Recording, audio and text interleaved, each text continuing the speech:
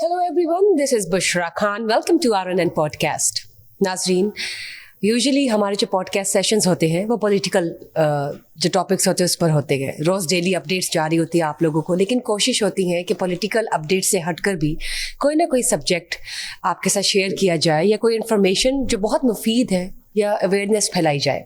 आज जो हमारा एक सेशन है वो बहुत ही ख़ास होने जा रहा है, क्योंकि किसी सर्टन टॉपिक से रिलेटेड तो नहीं है, लेकिन एक बहुत ही हम कह सकते हैं खूबसूरत सी पर्सनैलिटी हमारे साथ मौजूद है, जिनसे हम बहुत कुछ सीखेंगे, जानेंगे.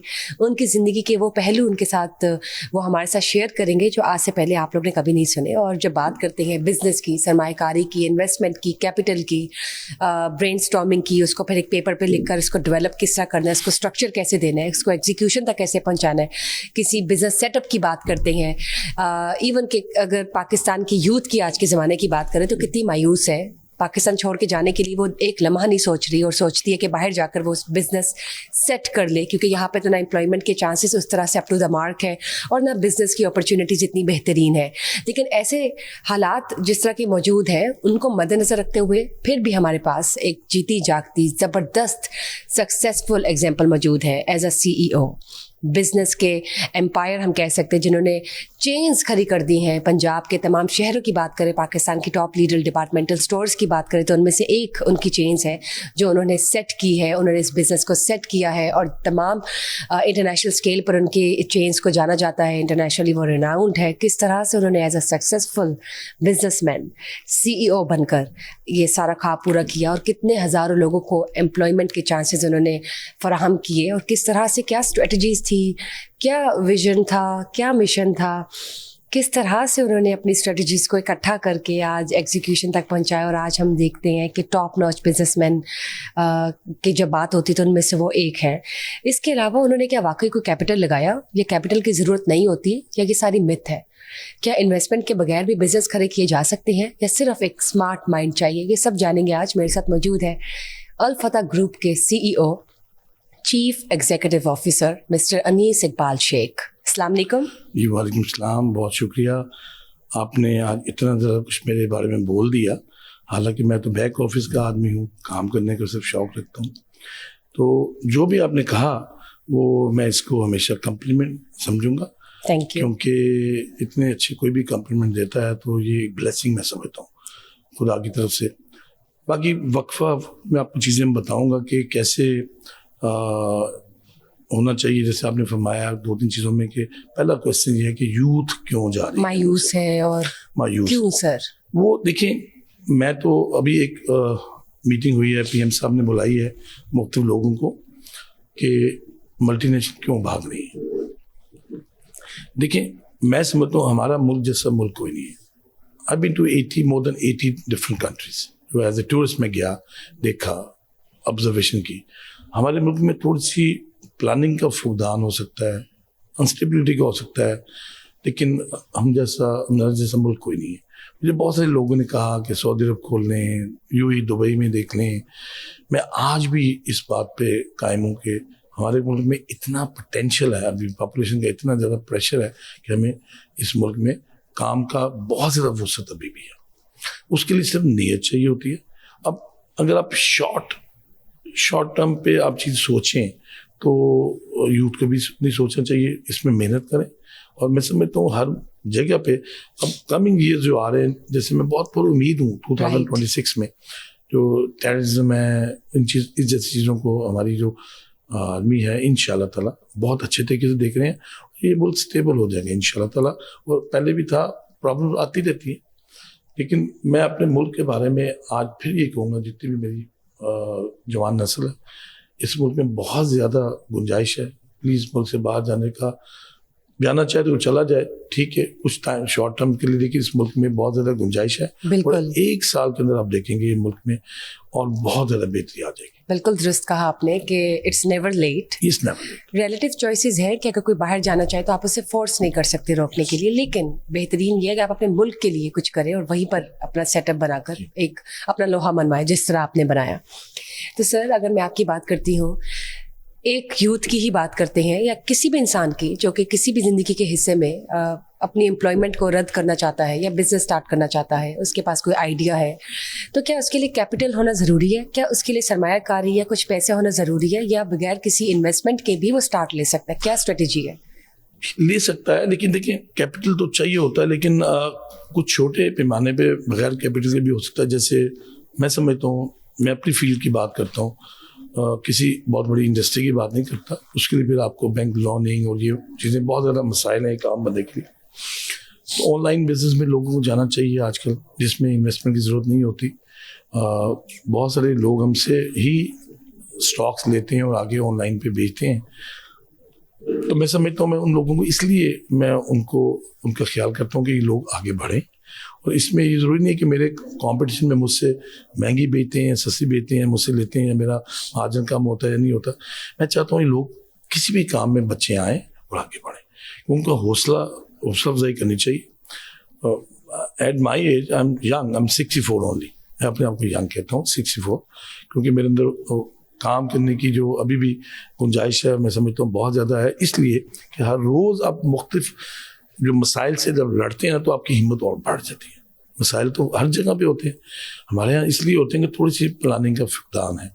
तो मैं समझता हूँ उसके अंदर बगैर इन्वेस्टमेंट की बहुत सारे काम हैं, जिसमें मैं अभी ये काम करने लगा हूँ कि मोस्ट प्रॉब्ली फ्रॉम 1 जुलाई हम एक छोटा सा दायरा बनाने लगे, एक इंस्टीट्यूशन थोड़ा सा, जिसमें हम बहुत सारे बच्चे जो मुख्तलिफ छोटे शहरों से आते हैं उनको बेसिकली एक बेसिक ट्रेनिंग देने लगा, चाहे वो किसी भी जगह में जॉब करें, किसी डिपार्टमेंट में जॉब, स्किल्स, उनकी बोलने की स्किल्स, उनकी बर्दाश्त करने की स्किल्स, उनकी लोगों के साथ रहने सहने की, आपस में रहने की स्किल्स। वो इसलिए कि वो लोग चाहे आके किसी भी जगह जॉब करें, किसी भी रिटेल सेक्टर में किसी भी जगह पे करें, लेकिन उनको अंदर आप एक हौसला दे देते हैं, एक बेसिक ट्रेनिंग देते हैं ताकि वो काम आए, इस मुल्क में लोगों के काम आए, और इंशाल्लाह ताला ये मुश्किल काम नहीं है। जिस तरह आपने बात की, एक नया दायरा आप बनाने जा रहे हैं जिसमें स्किल्स प्रोवाइड किए जाएंगे, प्रोफेशनल ग्रूमिंग या पर्सनैलिटी डेवलपमेंट के हवाले से कम्युनिकेशंस हो जाएंगी, या हम कह सकते हैं पेशेंस लेवल, या काम कैसे रहना, या हाउ टू कॉप अप या टफ सिचुएशंस। तो जब आपकी बात करते हैं एज ए CEO,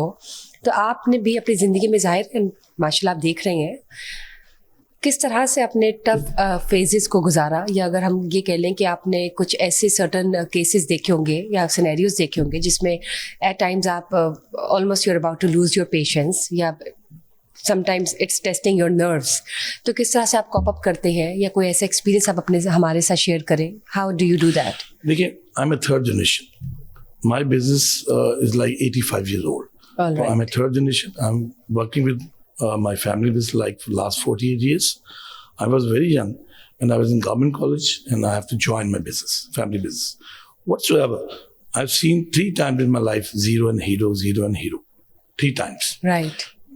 बहुत बड़े बड़े वक्त आए, लेकिन उसमें एक ही बात हमें, मैं समझता हूँ, जो समझाई गई या मैं समझा हूँ कि कभी भी मायूस नहीं होना चाहिए किसी भी चीज़, हमेशा फाइट बैक करना चाहिए। आपके अंदर हमेशा फाइट करने की अहलियत होनी चाहिए, और आप किसी भी बुरे भी हालात में जब आप फाइट बैक करते हैं तो आप हमेशा कामयाब होते हैं। You can get this success at any cost. ये तो मैं इस पर पक्का यकीन है, ईमानी तौर पर और अखलाकी तौर पर आपके बहुत मजबूत होना चाहिए। तो मेरा नहीं ख्याल कि किसी मायूसी नाम का लफ्ज़ आपके पास से नहीं होना चाहिए। मैं अपनी ज़िंदगी में बताना 2 से 3 दफ़ा बिल्कुल मैं ज़ीरो हुआ, फिर हीरो हुआ, फिर ज़ीरो हुआ।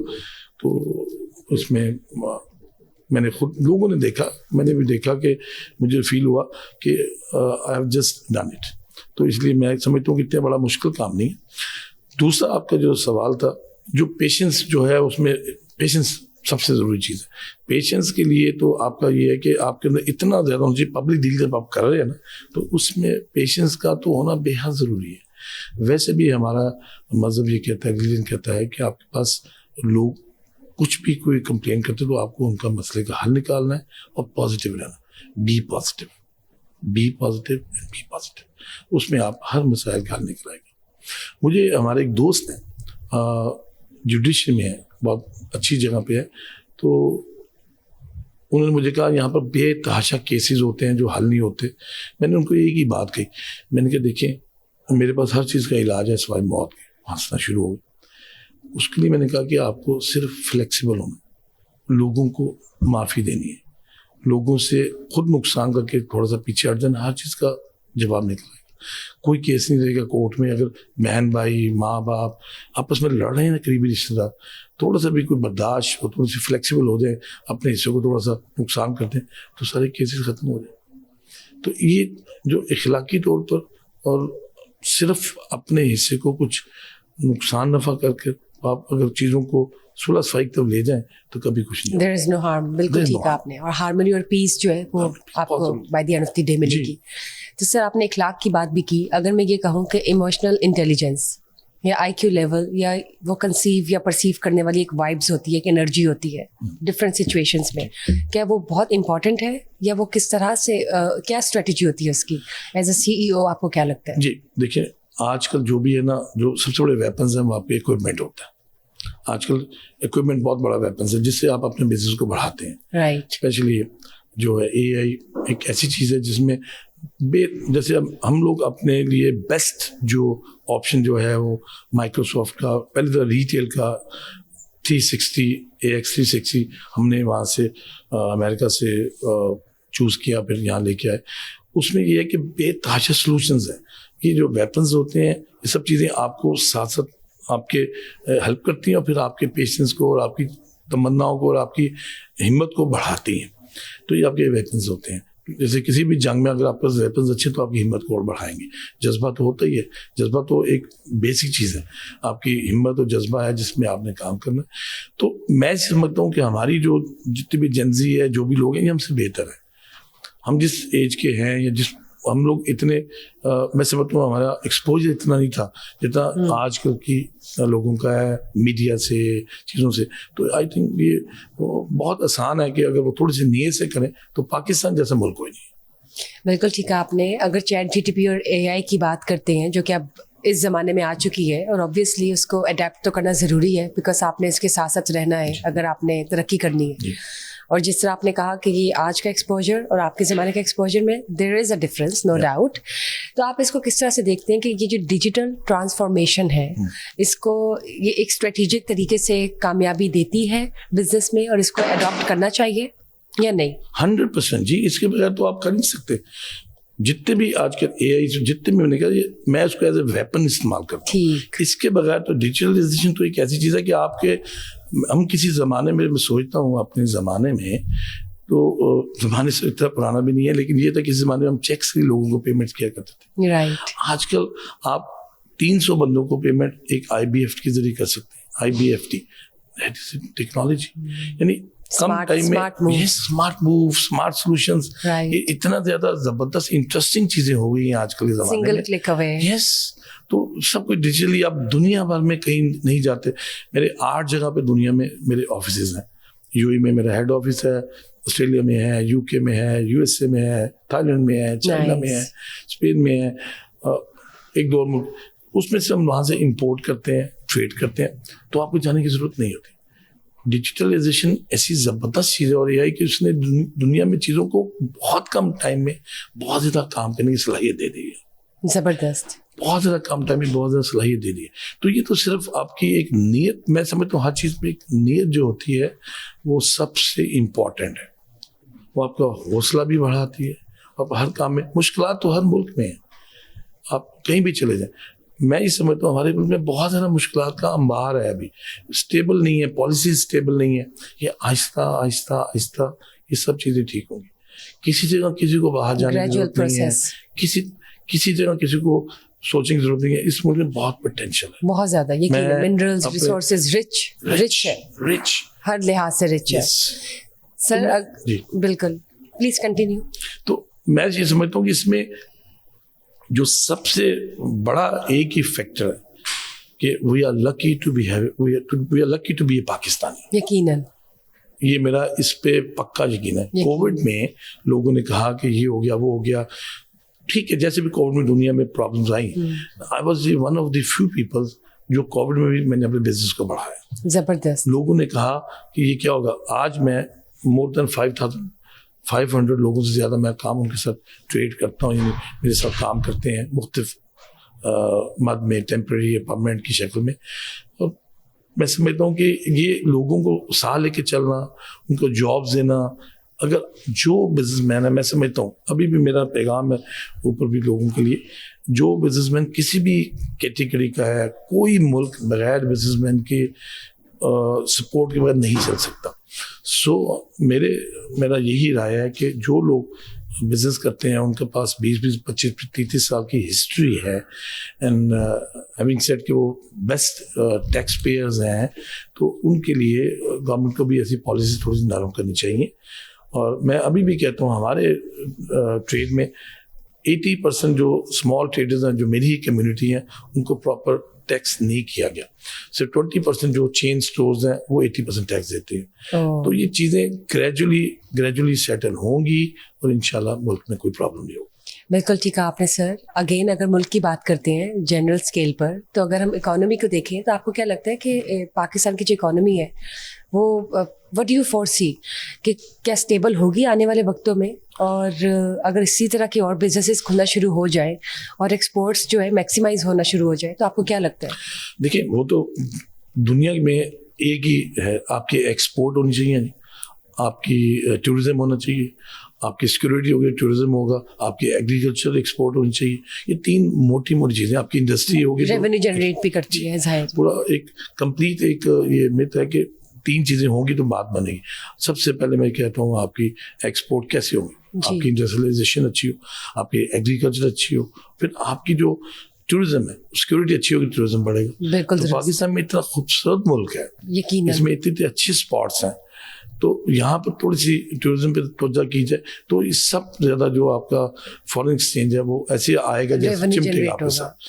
तो फोर्स ही मैं ये कर सकता हूँ, उम्मीद भी कर सकता हूँ कि मैं चाहता हूँ कि कोई भी गवर्नमेंट हो, नो पॉलिटिकल बेस, कोई भी गवर्नमेंट हो, 10 साल तक एक स्टेबल पॉलिसीज लेके चले, तो ये मुल्क में कमी नहीं। ये मैटर करता है कि पाकिस्तान के लिए क्या हो रहा है, राइट? इस मुल्क में रिगार्डलेस क्या गवर्नमेंट है, ये कौन है गवर्नमेंट में, डजंट मैटर। सिर्फ ये है कि जो भी हमारे मुल्क के लिए जाहिर जो लोग ऊपर आते हैं, जिनके पास पावर है, इक़्तिदार है, मैं समझता हूँ कोई भी मुल्क के लिए बुरा नहीं होता। बिल्कुल। जो लोग कभी किसी को कोई भी अपने मुल्क में कहते हैं कि गद्दार है या कुछ, मैं समझता हूँ कभी ऐसा नहीं हो, कोई भी पाकिस्तानी गद्दार नहीं हो सकता, इम्पॉसिबल है। तो हम लोग तो अपने वतन के लिए इतने ज़्यादा होते हैं कि अगर हमें 2 तराने सुना दी तो हम भी इंडिया के खिलाफ बॉर्डर पे चले जाएंगे।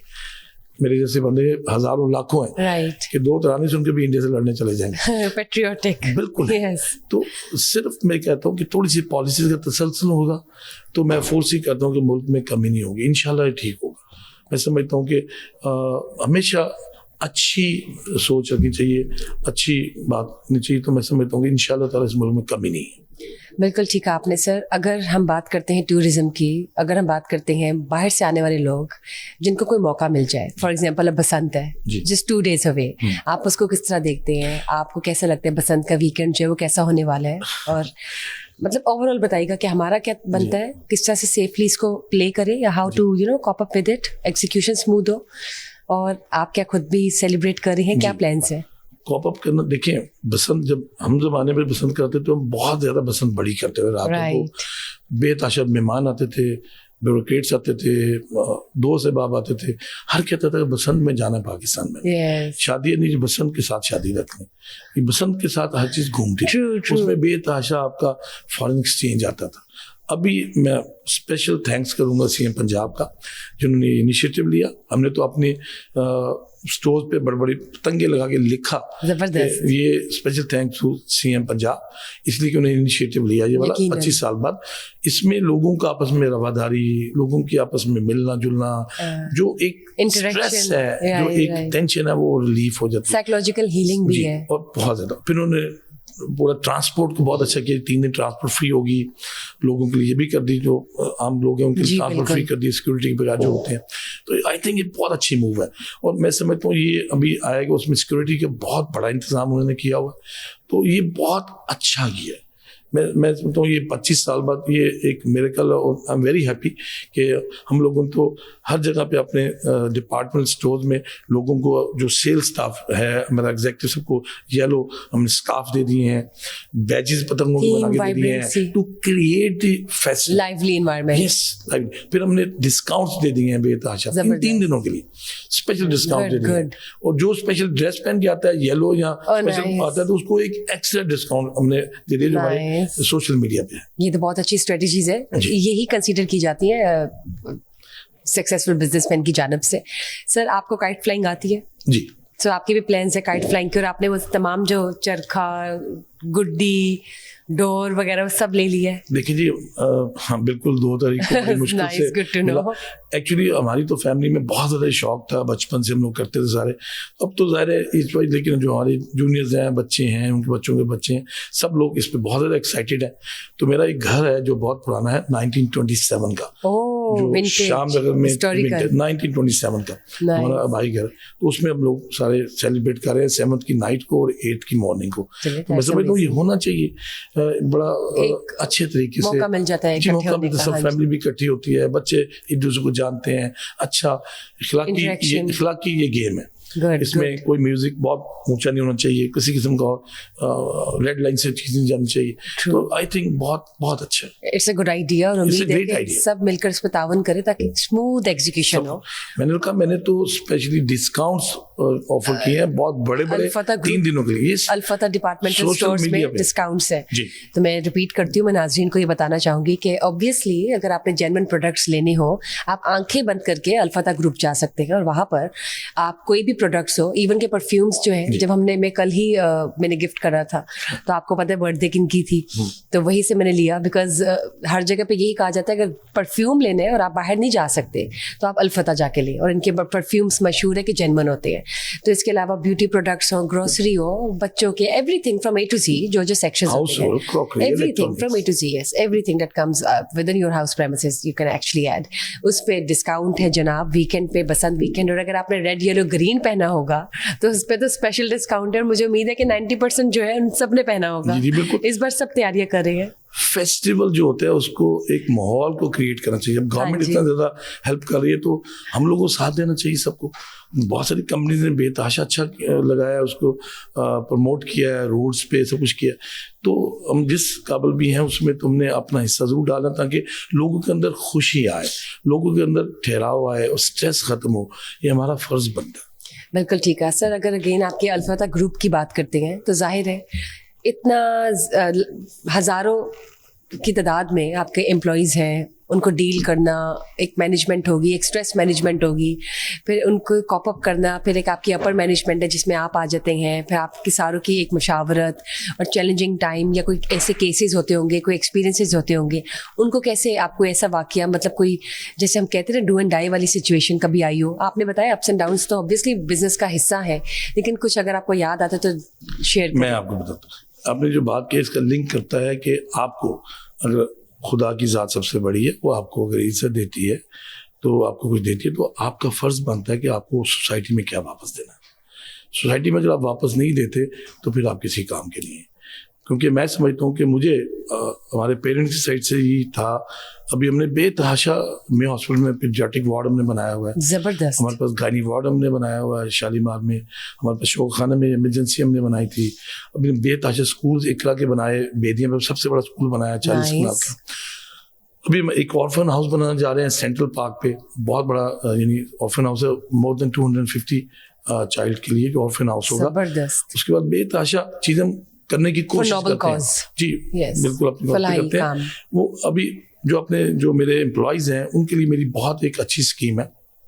मैं जब देखता हूँ कि कोई मेरा एम्प्लॉय लाहौर से बाहर से आता है, और वो जब मैं देखता हूँ कि वो शादीशुदा है, नई शादी है, या एक बच्चा है, या शादी नहीं, मैरिड नहीं है, उसकी कोई जवान बहन भाई हैं या माँ बाप बूढ़े हैं, तो वो वहाँ छोड़ के आता है और फिर महीने में 4-5 दिन के लिए जाता है, तो आई थिंक उसको एक फिक्र लगी रहती है। तो हमने शुरू में लोगों को अलग घर बना के दिए जो हमारे बहुत एग्जेक्टिव पे थे। अभी फिर हमने 32 फ्लैट्स बनाए। अभी हमने 64 फ्लैट्स पीछे 2 साल पहले बनाए। Amazing, तो amazing. अभी हमने 120 फ्लैट्स का अभी हम प्लान कर रहे हैं एम्प्लॉइज के लिए।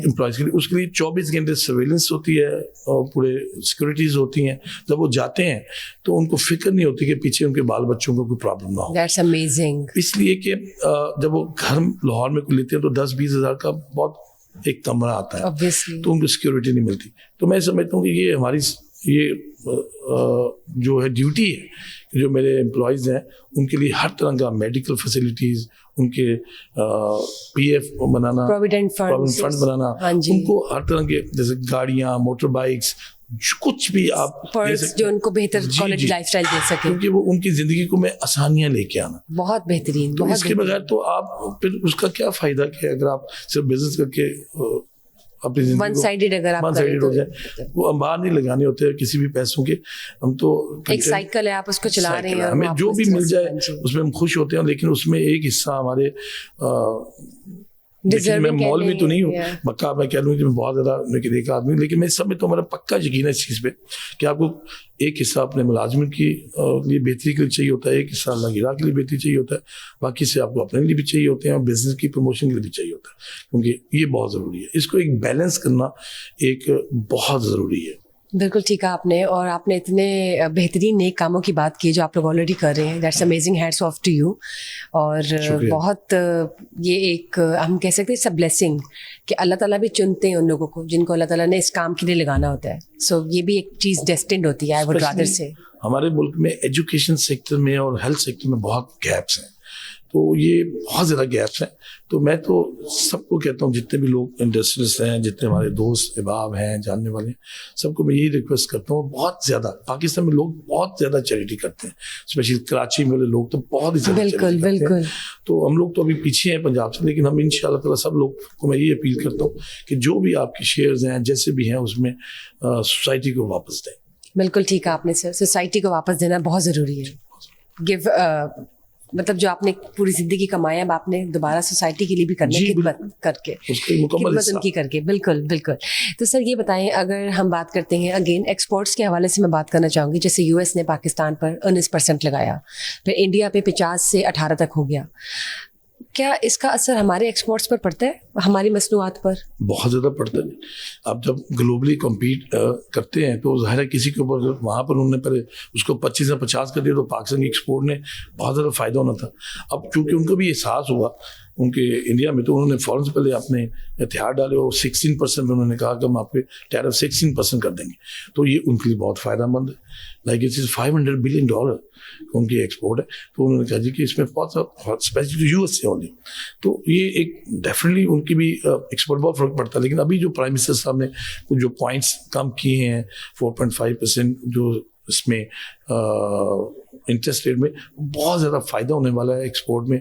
मैं समझता हूँ हमारे लोगों को भी बहुत मेहनत से जफाकशी से करना चाहिए, क्योंकि मैं आज भी कहता हूँ कि हमारी क्वालिटी कपड़े की या किसी भी चीज़ की, स्टील से लेकर फिनिश गुड्स की, इंडिया से बेहतर है, बांग्लादेश से बेहतर है, क्योंकि हमारे यहाँ चीज़ें बहुत बेहतर है। थोड़ी सी उसमें आपस में कोऑर्डिनेशन की ज़रूरत है, पॉलिसीज़ का तसल्सल की ज़रूरत है, थोड़ा सा गवर्नमेंट सेक्टर से भी हेल्प करने की ज़रूरत है।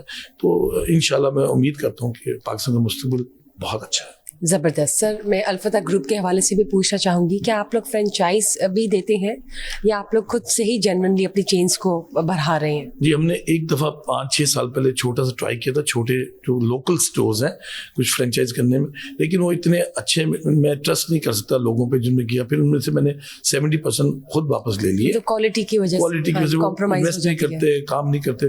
तो 90% तो मैं खुद ही चलाता हूँ, और इंशाल्लाह ताला मैं उम्मीद करता हूँ आगे भी जो कुछ होगा हम खुद ही। फ्यूचर में आपकी कोई ब्रांचेस एक्सपेंड तो ऑब्वियसली हो रही होंगी, लेकिन कहाँ? जी, नेक्स्ट ईयर में 2026 में हमने ये फैसला किया था कि हम जितना बिजनेस है उसको एक दफ़ा अपग्रेड करेंगे, इस सेंस में उनको क्वालिटी सर्विस में आपको अपग्रेड करें, उसकी डिस्प्लेज में उसका शॉपिंग एक्सपीरियंस को अपग्रेड करें। तो 2027 में इंशाल्लाह हम फैसलाबाद में बहुत बड़ा एक खोले जा रहे हैं, एक इस्लामाबाद में खोले जा रहे हैं, जबरदस्त, लाहौर कैंट में, लाहौर कैंट, फैसलाबाद, इस्लामाबाद एंड बहावलपुर में अल-फदा ग्रुप आने वाला है इंशाल्लाह। मतलब फेब में तो हम आ ही गए हैं, अगले 10 महीने बाद जी इंशाल्लाह 2027 इन ऑपरेशन हो जाएंगे ना, चले थोड़े से बड़े project. Good to know sir. अगर 3 कैरेक्टरिस्टिक्स या 3 लीडरशिप क्वालिटीज में आपसे कहती हूँ एज अ CEO किसी में होनी चाहिए तो वो क्या हो सकती है? सबसे पहले पेशेंस आपको चाहिए, फिर आपकी जो जुर्रत और बहादुरी है वो ज़रूरी है कि आप किसी से मत डरे, और तीसरा जो आपका है कि ज़माने के साथ जितने भी आपकी टेक्नोलॉजी है उसको एक्सेप्ट करें। अल्लामा इकबाल पेशेंस, करेज, ने एक शेर बोला था, मैं उस शेर से बहुत मुताबिक, प्लीज उन्होंने फरमाया था, आईने नो से डरना, तर्ज से कहन पर अड़ना, मंजिल यही कठिन है कौमों की जिंदगी में। क्या बात है, adaptation to new technology is the biggest weapon, is must. So इसके बगैर आप कहीं भी कामयाब नहीं हो सकते। तो आप डरना नहीं है, किसी भी चीज़ से डरने की कोई बात नहीं, आपको आगे बढ़ना है, keep on moving, keep on moving, बगैर किसी नफा नुकसान देखे आपको चीज़ों को जरूरत से आगे काम करेंगे तो इंशाल्लाह आपको सक्सेस मिलेगी। You need to muster up your courage and keep on moving. हरकत में बरकत है। Yes, keep on. आपको किसी सूरत में भी ये नहीं होना चाहिए कि ये हो गया वो हो गया, ये होता रहेगा, सारी जिंदगी दुनिया में होता रहता है, ये हो गया ये हो गया, ये तो होता ही रहेगा, आप बस बढ़ते रहें। आपको अपने आप को आगे जरूरत से, मेहनत से लोगों के डोर स्टेप पे जाना है और उनको सर्विस देनी है और अपने मेयार को बेहतर करना है। आप तो खुद एक सोर्स ऑफ इंस्पिरेशन है सबके लिए, लेकिन आपका भी कोई होगा जिसको आप देखते होंगे। लेकिन there are lots of example in the world. हाँ जी। तो मैं पाकिस्तान की एग्जांपल आप किसको मतलब रखते हैं माइंड में, या उनकी क्वालिटीज हो या ऐसी पर्सनालिटी हो, या वो गुस्सा नहीं करते, मुझे भी ऐसे कॉप अप करनी है चीजों को, सिचुएशन जी बेताशा लोग हैं पाकिस्तान में, बेताशा लोग हैं। मतलब कोई अगर एक, if you could name any. मैं अब रेट करूंगा मियां आमिर साहब को, जो उन्होंने जितने भी कॉलेजेस खोले उनको मैं देखा कि बहुत ज्यादा उन्होंने मेरे लिए एक बहुत ज्यादा पर्सनैलिटी हमारी है, लेकिन बहुत ज्यादा उन्होंने किया, बहुत बड़ी जिम्मेदारी है। और मैंने मियां मंशा साहब को देखा, उन्होंने बहुत ज्यादा किया, इंटरलूप वालों को देखा। तो ये बहुत सारे पाकिस्तान में तो बहुत एग्जांपल्स और मैं कहता हूँ ये एक एसेट्स हैं पाकिस्तान का, यकीनन, क्योंकि जिन लोगों ने पाकिस्तान के लिए एक्सपोर्ट बढ़ाई है, जो भी एक्सपोर्टर्स हैं बड़े, या जो भी लोग इम्पोर्टर्स भी हैं, वो रेवेन्यू क्रिएट करते हैं। वैसे मैं of the recording on the record कहना चाहूँगा कि इनडायरेक्ट और डायरेक्ट टैक्सेशन में मेरी ऑर्गेनाइजेशन ने 2024-25 में 857 करोड़ गवर्नमेंट ऑफ पाकिस्तान को जनरेट किया। और डायरेक्ट टैक्सेशन में 183 करोड़ का मैंने रेवेन्यू जनरेट किया, जबरदस्त ऑन रिकॉर्ड। तो ये सब ये होता है कि हम चाहते हैं कि इससे भी ज्यादा हो, क्योंकि हमारे मुल्क के लिए लोग जो टैक्स नहीं देते, या लोग जो छोटे स्मॉल ट्रेडर्स हैं जिनको सही टैक्स नहीं किया जाता, तो मेरी ये अपील है कि उन लोगों को फिक्स टैक्सेशन पे ऐसे से लिया जाए जैसे दुबई में था, और उनको इस तरह लीजिए। मेरा ये विजन है, मैंने देखा दुबई में, तो किसी भी जगह पे कोई भी चीज़ है उसको एक फिक्स टैक्सेशन में ले आया जाए, ताकि वो ऐसा ऐसा ग्रो करे, उनका डर खत्म हो, उनको पता चले कि इस मुल्क में अगर आप टैक्स नहीं देंगे तो मुल्क नहीं चल सकता। बिल्कुल ठीक। और सर अगर हम सक्सेस को अलग करते हैं और हैप्पीनेस को अलग करते हैं, कामयाबी के कोई 3 गुण, या आप किसको समझते हैं कि ये कामयाबी होती है, और आपको क्या लगता है कि ये इसे खुशी कहते हैं? बड़ा अच्छा सवाल है, because there is a great difference. No, मेरे कामयाबी और खुशी में नहीं, मैं आपसे डिनाई करूंगा। बताएं। कामयाबी ही खुशी देती है। ठीक, कामयाबी ही खुशी देती है। और कामयाबी कैसे आएगी? आपको अपनी सोच को मजबूत रखने से। जैसे मैंने अभी भी कहा था, 3 चीजें बोली थी। कोई भी सक्सेस आप लेना है तो आपने कभी हार नहीं मारनी, आपने उसके ऊपर काम डटे रहना। हाँ जी। अच्छे बुरे हालात तो आते रहेंगे, तो आप डटे रहे तो आप कामयाबी आएगी। तो खुशी तो आपको तब आएगी जब आप कामयाबी हासिल, यानी कि आपके दिल को सुकून मिल गया, तो वो आपने अपनी एक चीज अचीव कर ली और फिर आपको वो कामयाबी, उससे बड़ी खुशी कोई नहीं है। जब आप अपना गोल करते हैं, प्रोफेशनली अपना गोल अचीव करते हैं, उससे ज्यादा खुशी दुनिया में किसी चीज से नहीं मिलती। जबरदस्त। या दूसरी खुशी मिलती है आपकी, वो that's a different part, that is your family. जब आपके बच्चे किसी कामयाबी तक जाते हैं तो then you feel really good. ये भी खुशी का एक मेयार है। आपके दोस्त, आपकी फैमिली में कुछ लोग आगे जाते हैं, उनको देख के खुशी मिलती है। तो जिंदगी में हसद से तो आपको जितना दूर आप चले जाएंगे और सदी से जितना दूर चले जाएंगे, Say no to it. तो समझिए कि say no to it, Yes. Say no to all this Toxic things, toxic yes. Things. तो आपके अंदर खुशी ही खुशी है, और खुशी, happiness is always within yourself. Within yourself. You can't say कि he has to or she has to make me happy. No, no. Yes. That is not by money and anything Yeah, else. it's within That is your- within yeah, yourself. yeah, it आपकी reflects. Health अच्छी है, you should celebrate. आप किसी के लिए अच्छा काम करते थे, you should celebrate. आपका प्रोफेशनली आपने कोई चीज कर ली अच्छी, you should celebrate. So happiness is always within yourself. बिल्कुल ठीक है सर, आपने $101 million वर्ड्स। सर ये बताएं, यूथ को, एक मेरे पास सवाल है जो कि थोड़ा पॉलिटिकल है, मैं पूछूंगी, लेकिन यूथ को अगर आपने मैसेज देना हो, मतलब कि यूथ को एडवाइस करना हो, कुछ सजेस्ट करना हो कामयाबी के हवाले से, या तरक्की या हौसला अफजाई करनी हो, तो क्या कहना चाहेंगे? देखिए, मेरे पास तो एक ही लफ्ज है, यूथ को हर सूरत मायूस कभी नहीं होना चाहिए। मायूसी कुफर भी है। मायूसी कुफर मेरा मजहब है। मैं तो एक ही लफ्ज कहता हूँ, किसी भी फील्ड में, चाहे आप कोई डिग्री होल्डर है, आप कोई एक कोई आपके पास वो हुनर है, तो आपको किसी चीज़ की परवाह नहीं करनी चाहिए। किसी भी काम के, छोटा है या बड़ा है, आपको डट जाना चाहिए। जब आप डटेंगे तो आपको हर तरह की लेवल पे आपका स्टेप्स आपको मिलेंगे। ये फरमाने लायक है कि जब आप एक चीज़ को हासिल करना चाहते हैं तो वो भी मिल जाता है, खुदा मिल जाता है, तो ढूंढने से तो राइट खुदा मिल जाता है। तो क्या काम की तो काम तो अगर आप इतना बड़ा मेहरबान है, ऊपर बैठा है रब्बुल आलमीन है, सबके लिए ऐसे ही। यकीनन तो ये तो कोई every other thing is a piece of cake, then you can easily achieve if you are determined. देखिए, मेरा एक बड़ा पुराना एक कुली है, you work hard sincerely, money becomes easy part. क्या बात है, नाइस। सुबह आप उठें, coming from a successful businessman, सुबह आप उठें, शीशा देखें, मिरर देखें, और उसमें कहें कि ए खुदा मुझे इस बंदे से बचा ले, क्योंकि आपका दुश्मन सिर्फ आप ही हैं खुद। अगर आप अपने आप को पॉजिटिव नहीं रखेंगे तो आप अपने सबसे बड़े दुश्मन हैं।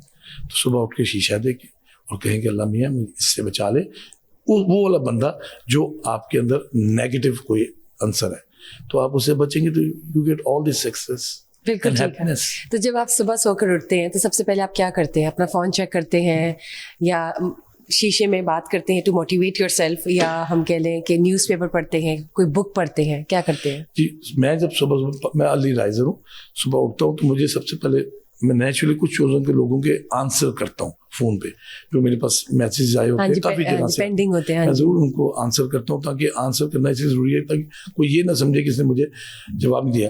क्योंकि मेरे पास एक सबसे जो एक मैं समझता हूँ बहुत ज़रूरी चीज़ है, वो है कि आपको वैनिटी और तकब्बर से बचना। वो दुनिया की सबसे ज़्यादा खौफनाक चीज़ है। जब आप अपनी एक तकब्बर या वैनिटी पे और किसी चीज़ पे अना पे जब पढ़ते हैं तो that is a killer for yourself. एक तो उस पर होता है, इसलिए मैं आंसर हर एक को करता हूँ, चाहे कोई ज़रूरी भी नहीं होता, तभी उसको मैं हल्का सा भी चाहे जवाब दूँ, देता ज़रूर, ताकि उसको ये ना फील हो कि पता नहीं क्या हो गया। एक तो ये होता है। दूसरा ये है कि आप अपनी रूटीन में सुबह आपकी होता है छोटी मोटी एक्सरसाइज होती है, और फिर आप एक अपने फूड को enjoy do it daily at my home. And you wake up around 5 or 6? मैं I wake up like 5:30। That's great, amazing. 5:30 और बाद जब मैं 7:30 पे फिर 1 घंटे की सो भी जाता हूँ, लेकिन नॉर्मली 5:30 आई वेक। लेकिन यूजुअली कहा जाता है ना कि जो सक्सेसफुल बिजनेसमैन बन जाते हैं या होते हैं, वो 4 बजे या 5 बजे उनका दिन शुरू हो जाता है जी। ये बिकॉज सुबह का जो टाइम है वो बहुत बरकत वाला होता है। So this is how it is कि वहाँ पे उस वक्त आप अपने बहुत से काम कर लेते हैं, and you are one of that example. ये इतना ज़रूरी है कि इसके बगैर आपकी मेंटली स्टेबल ही नहीं हो सकती।